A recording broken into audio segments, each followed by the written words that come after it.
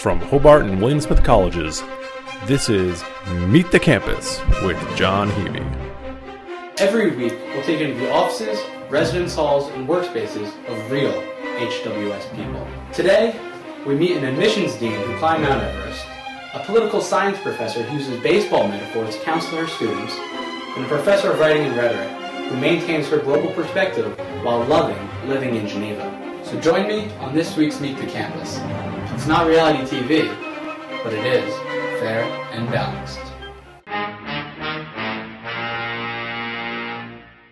In order to answer it, I'm going to have to give you just a little peek under the tent first.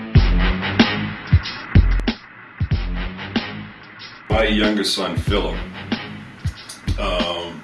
is all about challenges. Well, you got to persevere. You know, you come up against getting challenged. You got to persevere. You got to be a bulldog. You got to be a bulldog. This was my other son, Brandon. When he was turning 21, I said, well, "Okay, Brandon, what do you want for your 21st birthday?" He said, "Will you give me anything?" I said, "If it's affordable and it's legal, I'll do it." So he said, "I want to go skydiving. I want to jump out of a plane. You've got to come with me." So I said, "Fine." So that's what we did. This is some of the journeys that I've gone on Everest, Aconcagua. I always wanted to run the New York Marathon. I made it, and then I did 2 more marathons.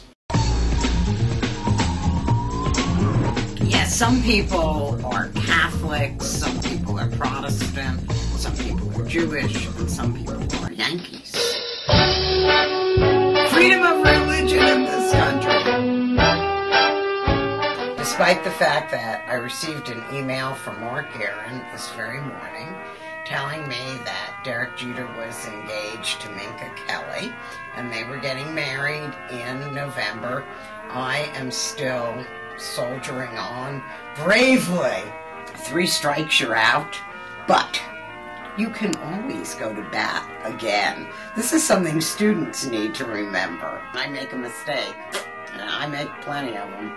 Doesn't mean my life is over, right? If Mark Teixeira gets another at-bat, so do I.